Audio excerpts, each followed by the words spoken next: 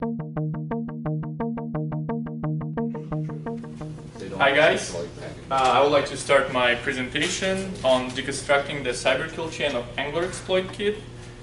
Before I start, just how many people are familiar with what are exploit kits? Okay, how many of you heard about Angular? Oh, great. Okay, so I started a little about myself. I originally came from Eastern Europe, Belarus. I moved to San Francisco about 6 years ago. Back in home, I was a student of Belarusian National Technical University and I was getting my degree in computer science. Currently working on my associate science degree from City College, and I got most of their cybersecurity certificates already completed. Also looking forward into data analysis and algorithmization since I started working in OpenDNS, where we deal with a huge amount of DNS traffic. Currently, with all our 26 data centers, we handle about 100 billion of DNS queries a day. And that's what we build our security controls on. However, it's not that easy when you think about 5 petaflops of data you have to go through in just one single day. So I will talk about Angular, tell you about when it started, how it looked when it just started. Why do I draw the parallels and call it APT in bigger scale? Usually you hear APT only about small networks, companies, or just specific targets. Break down the cyber kill chain of this campaign. Talk about money flow, because for the last couple of years, Angular was primarily distributing ransomware, which is a huge amount of money, but they all come in Bitcoins, and to get the cash from Bitcoins is pretty challenging. What we do in OpenDNS to detect and prevent this stuff. So any exploit kit is a set of payloads or exploits built in one solution. That's why it's all powerful. So you have your management console, you have some kind of imported data for the stuff that you will exploit. In this case, usually those are domains or just the web pages where you can inject stuff. Angular in particular haven't been known for a while. I didn't heard about it until 2013, but building and making the research on where it come from, I came across the blog post from Sergey Golovanov, which is a security researcher from Kaspersky, who mentioned it in 2012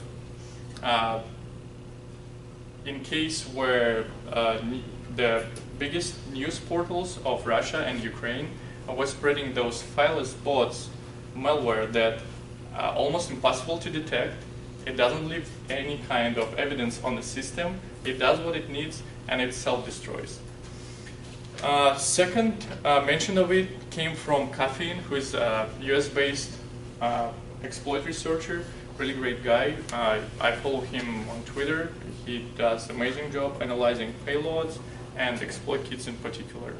So he saw some of these payloads using those fileless capabilities as early as August 2013, but he didn't pay too much attention on it until the black hole takedown.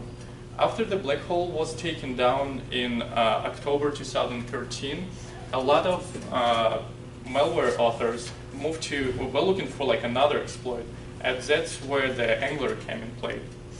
And after analyzing that and analyzing the way Angular works, we can see that it started all the way in 2010, and it's called XXX on the underground forums.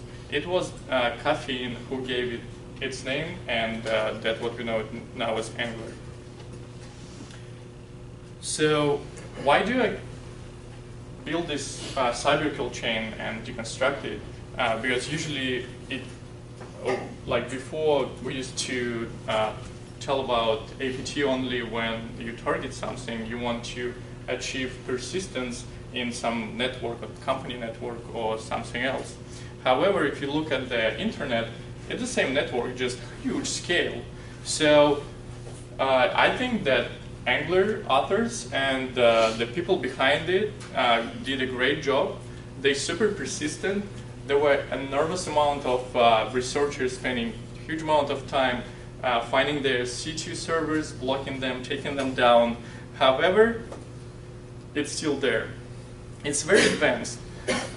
It uses advanced techniques on all stages of campaign. If you talk about payloads, the most newest CVEs are implemented. We've seen that Java vulnerability would be disclosed publicly. 3 days later, they would have exploit for it. Implementing honeypot and antivirus avoidance. We've been doing a lot of honeypot projects to try to catch all that stuff, and we didn't see any of Angular. Why? Because they were pretty sophisticated. They would penetrate your network, see that, oh, that's probably not a real PC, there is no reason to infect it, so they just don't drop the final payload. After we figure out the schema that they use to build URLs, and we can build the pattern for it and block it as soon as we see something that looks like that pattern, they change it. They switch to domain shadowing, which is a lot more advanced technique, but it requires additional steps for the malware people to get to the domain accounts. All the payloads that are delivered by Angular are either highly obfuscated or encrypted. And this way, for antiviruses, it's super hard to decrypt every single package or every single stuff that they cut. They are obfuscated, and they are becoming pretty much useless. Persistent, as I already told, in October 2015, Talos took down the infrastructure that was delivering Angular and dropped almost 90% of its traffic. But 4 months later, we've seen it came back to the same, if even not bigger traffic. And it's definitely a threat. How many of you didn't hear about ransomware? None, right? Everybody knows what is it, where it's coming from, but nobody knows how to protect them from it, right? If you don't have, before when I used not to care much about my backups, when I seen that, oh my God, I was terrified. Now all my backups, I have 3 of them now, and I keep just backing up all my sensitive data every week. However, besides ransomware, when you already have the infrastructure, you can deliver whatever you want. If you want to make extra buck, you just rent out your infrastructure to other malware guys, right? So Talos, using OpenDNS data, find out at least 3 emails that were associated with different actors delivering BDIP, hosting Angular, hosting Lurk, and delivering different payloads like Tinba and Necrostripe Trojan. So with that, I would like to break down the cyber kill chain a bit. If you talk about APT, it's a lot bigger, and you can break it down to even smaller parts. Here, I combine some steps together just because they happen either like simultaneously or one right after another. So I came to the reconnaissance, exploitation and weaponization, delivery and installation, command and control, and actions. So reconnaissance.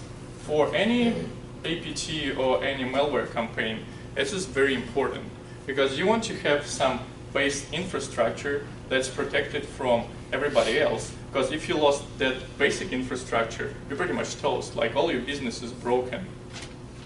And with Angular, we see that those people don't really afraid to lose it. Sometimes they expose it, but the reason is pretty simple because they are unreachable. Most of the basic infrastructure are located in Eastern Europe, countries like Russia, Kazakhstan, Ukraine.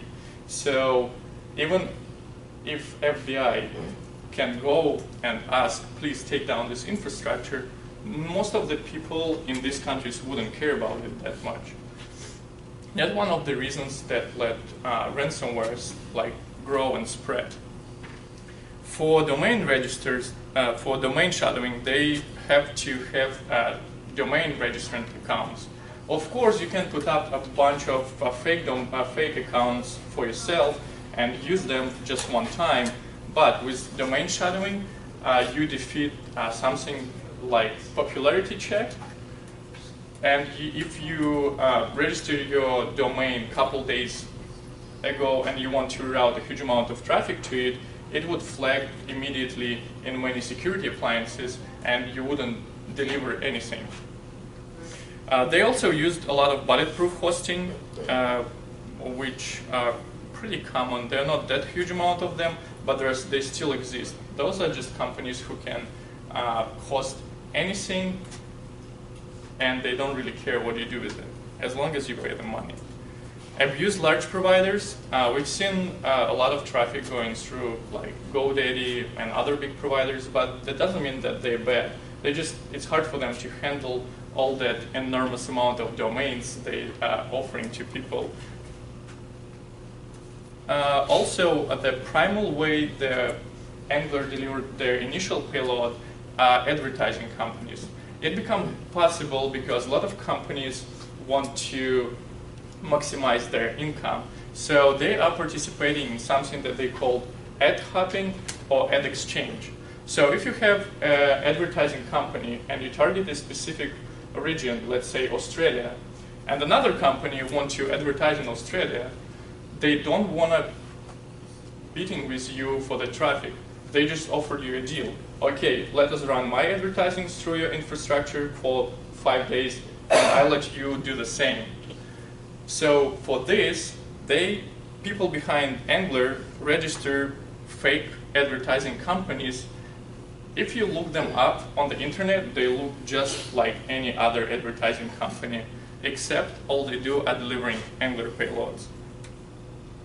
So that's how I broke down the recon. That's the steps that you need to make initial to launch your campaign. Not talking about any payloads yet, just gathering the information. So, dedicated infrastructure used to get those domain registrant emails. How it was done? It was pretty simple. All unsophisticated technique phishing. They gathered a bunch of domain registrant emails, sent them phishing emails. Most of them would answer because most of the companies don't really think that DNS registrant email is something important, is something that can be used against them. And Angler people changed that a lot. Now everybody have to implement any kind of control for their DNS records. They're becoming really, really valuable. So after the phishing campaign finished, they got some amount of the accounts. That let them build their initial infrastructure to actually launch the campaign where they would deliver ransomware. So for the exploitation, those are the websites that would deliver the initial payload. What we've seen breaking down to the parts, and we've seen that most of them are coming from the WordPress and domain shadowing. WordPress domains, a lot of people not updating their WordPress regularly. That's why it's exposed to all kinds of threats. If you have a domain that's using WordPress, how often do you go through your logs? Not that often, but we've been doing analysis on that, and WordPress sites got hits every day, sometimes from multiple resources. Those are scanners at big scales that run every day, both from good guys and bad guys as well. So with the very beginning of the campaign, the amount of the abused or compromised websites is pretty low. Most of them would be delivered using domain shadowing and dedicated servers, but at the point where we're analyzing them right now, most of that shifting to the compromised domains. Those are CVEs that we've seen being used for the past 90 days. The smallest one, which is the very bottom, it's the Silverlight exploit. It just popped up and become pretty popular. I think we will see the growing of it more and more, just because people get used that Java get exploited a lot. People get used that some other technologies getting exploited a lot. And it's not because those technologies are weak or bad. No, it's because they implement it everywhere. So that's what you target. You know that almost any PC would have the Java installed, but not any PC would have a Silverlight. Now, with Microsoft pushing all this crappy stuff on your PCs when you don't even know what's going on your box, especially with Windows 10, that's becoming bigger and bigger problem. And not all the people know that they need to update Silverlight. I don't even know what it used for. So, and malware guys, pretty clever. They know that and they use it. So, initial exploitation take place where you want to defeat and build your initial infrastructure. So they exploit WordPress, Joomla, whatever sites to build the initial redirect.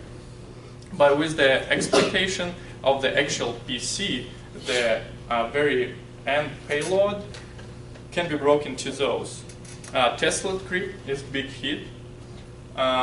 Before we used to defeat Tesla crypt because it used a no IP call. It was really easy to detect. We implement control that would check for it and break exploitation chain at that place. It was really great. Suddenly disappeared. Why? Okay, we put it on a blog post. Those guys know how to search internet. They find out that we know about that. They change it. Now, no IP call is removed, so our control became useless. Other ransomware families, CryptoWall, Hydra Crypt, and I think they shifting to CryptoWall version 4 recently. So I think Blue Part will grow bigger and bigger. Before we've seen delivering some Trojans like Bubtrack and Timba, but doesn't look like they go for this kind of stuff anymore. So delivery schema.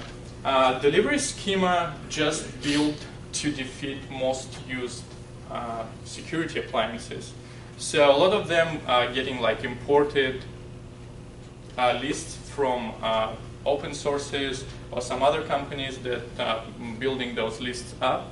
They also know how firewalls work. They also know how any other security appliance work. So to defeat that, one of the reasons, like to defeat that plus antivirus, they use something that looks like pseudo dark leech. That's how we called it, which is not a server level infection, right? So you don't have a server that your payload calls and like, hey, I exploited machine, give me the bad stuff. No, the bad stuff actually resides as a PHP code on the PHP file. So it fetched iframe.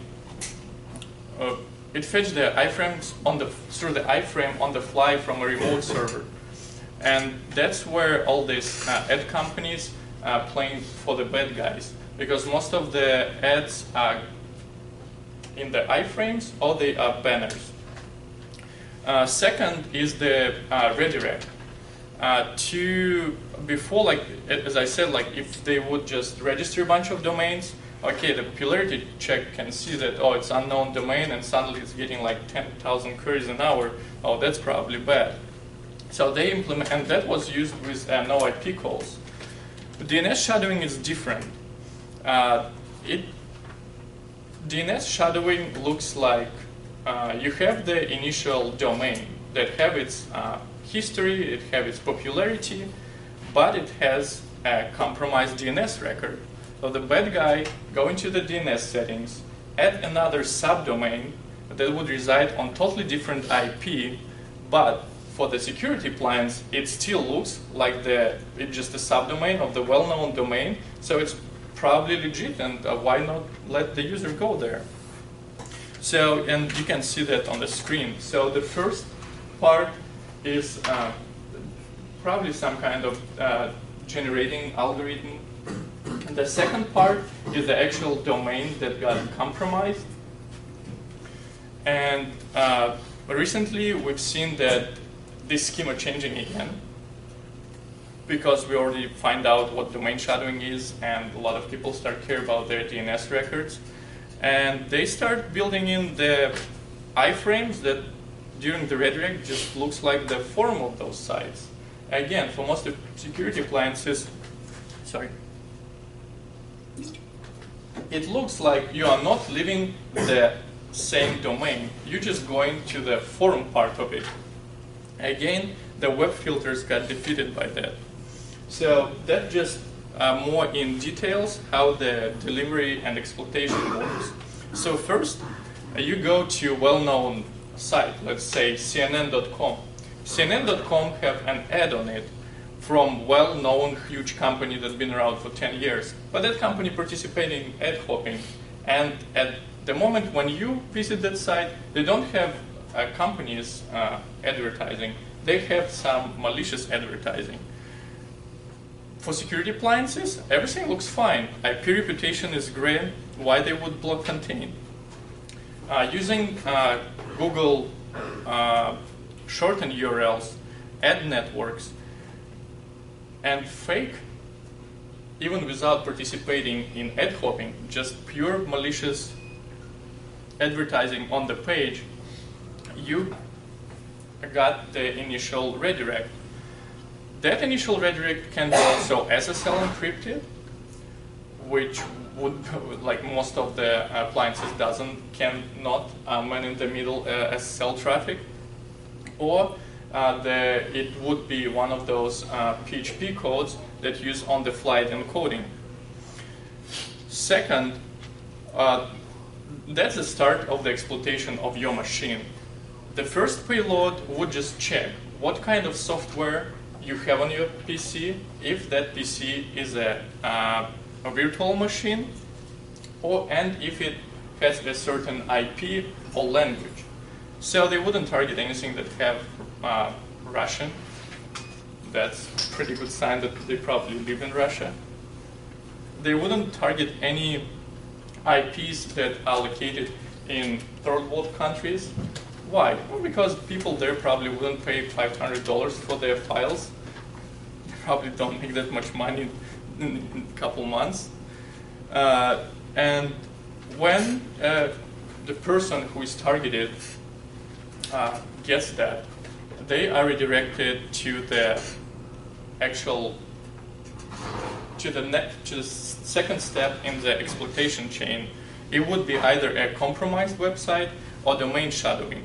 So because of using the domain shadowing, the web filters are falling apart and let you be redirected. Flash file delivered on your machine and penetrating it and see if you actually have anything that it can exploit. Or if you have everything patched, everything is fine, you are not getting the next step in the exploitation chain, you save. This is good and bad. Good, because like if you are not vulnerable, you don't even know that you've been attacked. If you're vulnerable, you're done. So then you hit the landing page, again web filter failed, web address is not blocked, payload delivered, which is usually ransomware, either encrypted or highly obfuscated, antivirus is failing here, negotiation is going on your PC. Again, for the antivirus, the encryption by itself doesn't look malicious. Tons of regular software on your PC uses encryptions all the time. So how antivirus would know that this is encryption that you don't have control of? There is no way, especially with the fileless malware, I will break it down in details a little further. There is like no evidence left. Even if you know that you've been targeted and you know that you've been exploited, for forensic guy who would come, he would check your entire system and he would say, hey, you don't have anything, right? That's very clever on their side that they implemented. So when the data encrypted, malware will usually check for any local backups, so it wouldn't be easy for you to just restore your data. If it would find them, it would delete it and then display the ransom notes. So at this point, for you as an end user and you don't have any kind of remote secure backup, you're done. Like, there is no way to get your data back. You have to pay. However, if you listen to the FBI or any other enforcement, they said, oh, don't pay ransom. But it's, again, up to you. Some people would let it go, but most people really care about all their stuff that they have on their PCs, pictures, text, some job files maybe. So that's how fileless ransomware works. When the payload locates exploitable process that already reside in the memory, it will inject the first payload in it. That process have to call load library. When the load library called, it forces the DLL to load in the context of the process. So no matter what it would be, it would have at least user privileges. And user privileges is enough to encrypt stuff. So when the DLL is injected, it loads remote DLL. That DLL never resides on your PC. It's a payload that fetched through the PHP file on the fly. When encryption finished, the memory is free because we don't need persistence. Most of the malware want to be in your system all the time, and that's why you can find it. However, in some cases, it's really, really challenging. With ransomware, it already did all nasty job. It just freed the memory, removed anything it can drop. You don't even know how it's happened. Money flow. As it was reported by Talos, average, I think it was just the one server that way they actually located. It was managing 147 proxy servers, delivering payloads to about 90,000 users a day. But not all of those users were actually exploited, because some of them stopped that infection at some point of the chain, right? But as the average, the amount of money they made a year was about $35 million. That's a huge amount of money. If you look at it as just the cash, usually it breaks down to all techniques. All techniques include the process of legalizing those bitcoins. Main ways are carding, shopping underground, exchange, and money mules.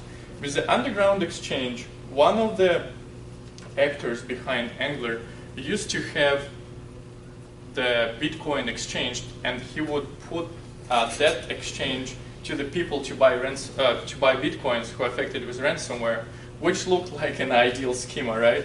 You deliver the ransom, the people have to buy Bitcoins, they go to your server, they give you cash, you give them the Bitcoins that go straight back to you. However, he took it down almost immediately after the black hole takedown. So who knows why, but now they have to use all older techniques. They also have to spend money on the infrastructure.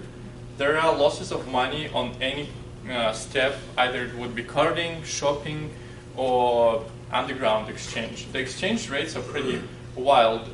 For the PayPal account with $5,000, you have to pay about 17 Bitcoins, which is, I think one Bitcoin is like $500. So that's, you're losing a lot of money. For the people behind that, there is no sense to do that all the time. However, the end loss is about 50%. And that's why they will keep doing what they're doing. 50% is roughly 17 million after the thwart is roughly they might make more or less, but they wouldn't go away. That's just ideal business for people who live somewhere where FBI can get them. So what we do in OpenDNS to stop that? First of all, most of the ransomware have been delivered through the domains, or at least we've seen. It's very, very rare you see the payload that would have a hard-coded IP. And we deal with DNS data. As I've told, like, we deal about 100 billion requests a day. So we can analyze big data, looking for patterns, and to see how compromised, dedicated, and like domain shadowing infrastructure different in traffic flow between them. We use something that is prank, which is when you look at DNS queries, we look at them at the sound wave. So you have the low part, and then suddenly a lot of traffic start coming in, so you have a wave. That might be one of the indicator, but it's not exactly clear, because a lot of domains getting those waves just because they launching like ad campaign, or they got like simple, like super popular articles that got tagged like by some guy on the Twitter. So we have to mix it with other techniques. We used to do a lot of honeypots. Now we're trying to, one of our researchers is doing something like, it's not like passive honeypot, it's active honeypot. So it wouldn't just sit in the network, it would also go for payloads by itself. And we've seen that sometimes from the same compromised domain, you got different payloads. They are slightly different, but they always ransomware. So pivoting around those domains, let us discover what the compromised registrant emails might be. So we can block some of that stuff that might be compromised later ahead of the time. It raises some issues with people not understanding how that works and screaming and crying that they didn't do anything bad, but lost their domain registrant email. They don't think it's bad. So after analyzing that, I use Investigate. Also, we use visual graphical analysis, which I would show a little later. So that's how it looks in Investigate. So you have the domain that had no traffic at all, and suddenly it got like 400 queries an hour. That raises a flag, and then there is a human who can analyze it.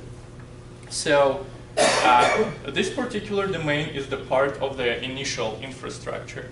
For the non-native Russian speaker, it doesn't make any sense, but I speak Russian, and I can see that this is the name in Russian, just transliterated in English alphabet. So if you translate it, there would be head of the hippopotamus. That one of the ways, one of the reasons why malware people don't want to use something like that. Because as soon as I see the pattern, I can build a regex. I can look for anything that match this kind of stuff and block it ahead of the time, or just flag it for review. So breaking down the email that this domain was registered to is another dedicated email, because it's not stolen. Again, has the same pattern. It's Russian words transliterating in English alphabet. If we pivot down there, you see that it doesn't have just one; it have multiple domains. And this actually live actor, it got new domains popping up almost every day, just because it sees getting to the block list, and he keeps doing more and more and more. The top part, right here, those are the authoritative servers, and they are mapped to the orderboxdns.com, which was highly abused by many of the malware people for a long time. Unfortunately, the way they provide their service doesn't give them the way to stop or to identify malware actors right away. And right down there, we see that they build a bigger network based on those couple domains they registered. They're just adding a couple letters ahead, and that's it. So if we look at that ASN, we see that currently we see just one malicious domain, but most of the domains that would be registered on that ASN and would matching those two patterns. So either registered by one of the actors' email, another actor is right down here. If it registered by this guy or this guy, and it matches one of these patterns, we can block it right away. But those are dedicated and abuse servers, and those are dedicated accounts that used for multiple scams. This guy, Valera, which might be his name, has couple advertising companies registered with the same email. So we can see it's not something compromised, he actually deepened them. Second part is the one that we got from our active honeypot. So you can see here that it looks like domain shadowing right away. It has the first word that doesn't mean anything, then have a legit domain underneath. This domain hosted on that IP. But if we take a look on just the second level domain, it have the way different IP. If we look who registered that, we can see that there are a lot other domains that use the same registrant email, and this is a good indicator that those domains can be compromised. Most of the time, what we've seen, they are moving their attacking infrastructure from domain to domain. It takes them about 5 to 3 days. And if we block this ahead of the time, even if they're not malicious right now, they might be malicious 3 or 5 days later. And down there is a bulletproof hosting Russian ASN that hosts a lot of these domain shadowing domains. So using Investigate and our infrastructure, we can get the seed no matter from where. Would it be a threat grid, malware, VirusTotal, honeypot, and we can pivot around that seed to find out the bigger infrastructure and the bigger indicators of compromise. So for the last 90 days, those are the highly abused, and they have the biggest amount of malicious domains that delivering Angler. If you look at this one, you can see that it located in Ukraine, and it have really weird name, which looks like the name of one of the guy who actually probably pretty close to the actors or to the authors of that exploit kit. And I want to just show. You had about 20 minutes left. Sure. That's Investigate. That's what we used, and you can see I already looked it up. And that this guy, his ASN, isn't that big, but before it didn't have his name. However, he changed it a little bit, and the amount of bad websites is like 95%. So some of the domains that are hosted there are just not live. I think if they would be live, the malicious domains on this particular ASN would be around 100%. Okay, so I would like to actually. So one of the software that we use to analyze big data is OpenGravity. You can access it at opengravity.com, and I would like to show you a demo how do we use it. So let's start.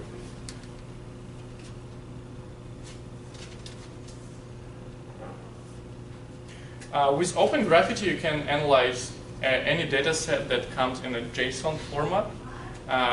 For the domains that I analyzed, for the IPs I analyzed, I took the data from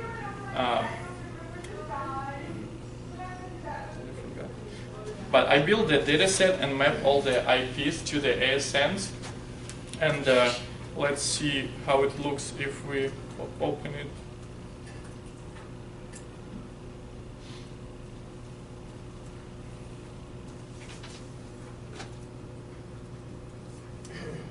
So these are all the IPs that are associated with Angular.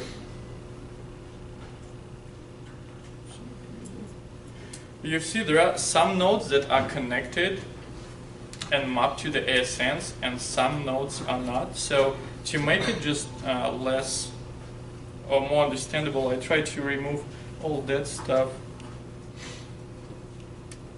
and draw a nice picture of highly abused ASNs.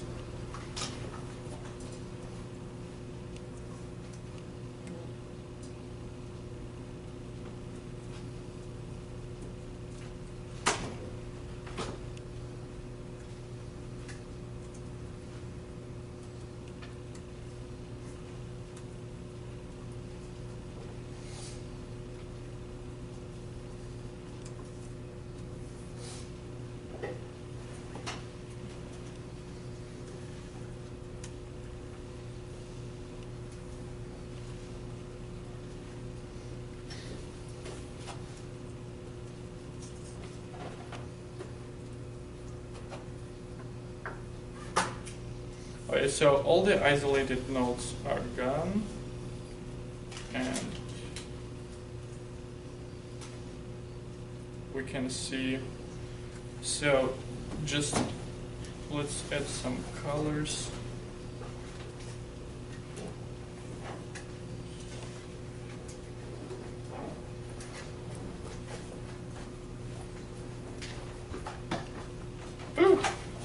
Yeah, so Open Graffiti is an ongoing project, and it has some bugs. And this is the last presentation, and it didn't broke. Yeah, sorry for that. Sometimes it happens with live demonstrations. Alright, so let's talk about prevention. Keep the data that is valuable for you backed up all the time, please. You don't want to pay $500 just for something you already have, right? For the companies, at this point, you have to implement at least one DNS controller. What it would be, it's up to you, but with the ransomware, most of it can be stopped at the DNS level. Of course, if you use layered security, it's way better, just because the exploit chain can be broken at any time, and it would stop your PC from ransomware. Patch management. It's very important, and people say that over and over and over, but as you can see, yes, that's really important. If the vulnerability is already disclosed, the bad guys would make it profitable in less than 3 days. So if you think that it can wait, no, it's not. And user education. With ransomware, it's really hard, just because for the average user, like most of the affected websites were CNN.com, the Angular was delivered by the ad banners in the Skype that built in your OS now. It's really, really hard for end user to not get, not become a victim. However, some basic education should be implemented. What user can do, like some of the, at this point, ransomware wasn't spreading all over the network, but with the SendSam and with Loki that start encrypts all the network shares, it's becoming more and more important for the end user to know what to do in these cases. Because We've been doing the incident report where they got the Loki on one PC and the guy was just staring at it, not knowing what to do. He reported an hour later.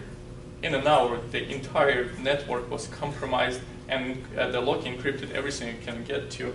But if it will be immediate reaction, it might be stopped to like 2 or 3 machines, and the price for the ransomware wouldn't be $17,000, but it would be just $500.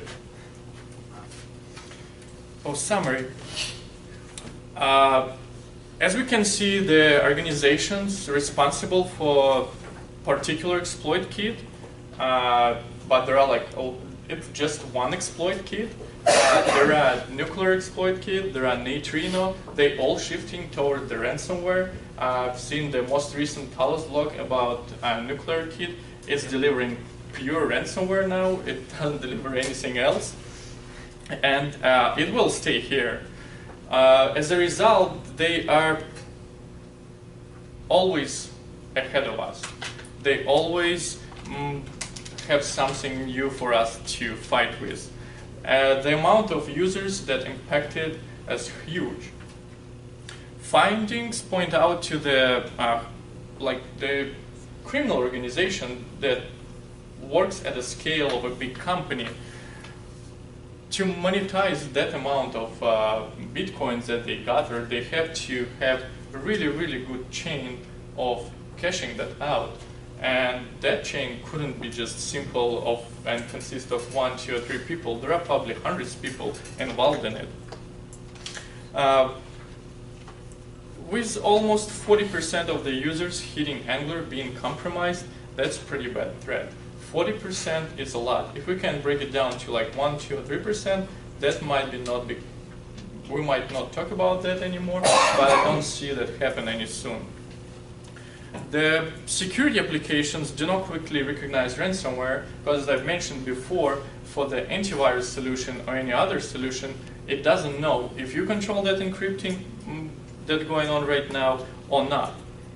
And the details are not known to the majority of us, just because if it happened to some big company, it doesn't need to be disclosed as it needs to be with breaches. So when companies got hit with that, that might just pay ransom and didn't notify anybody. And those bad guys will do it over and over and over, and who knows if they wouldn't come back to your company. So for the forensic people, it's hard too, because if you don't have the incident response and nobody called you, you can't just get any data, or even when you have the chance to get data, they already gone. And I think that's it.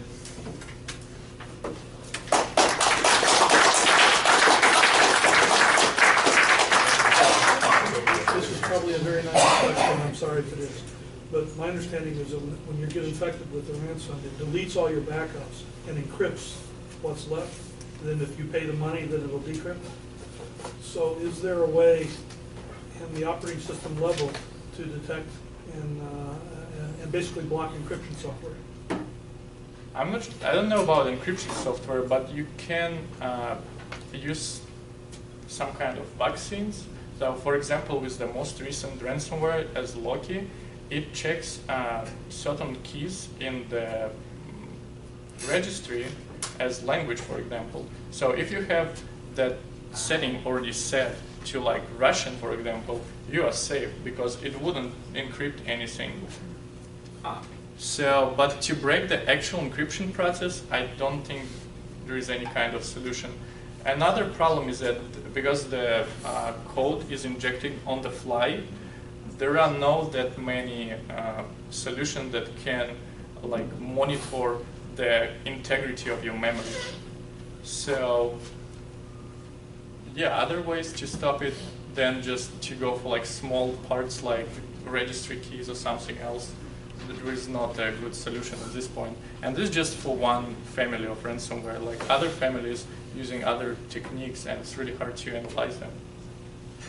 Yes? To what extent do you think the process of that these guys go through in setting up the domain shadows is automated? Now it is, yeah. It is?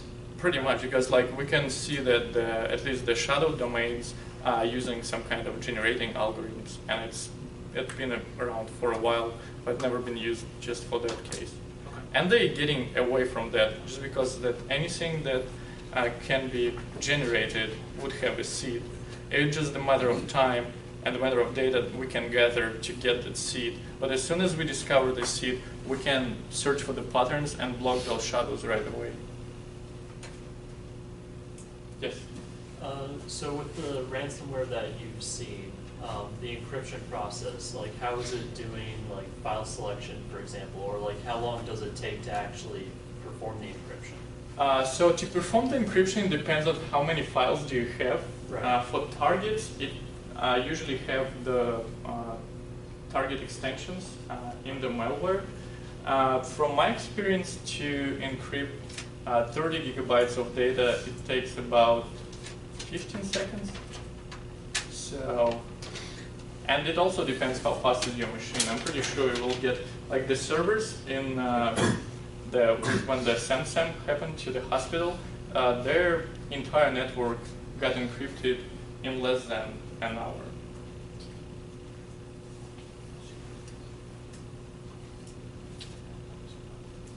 Okay, thank you.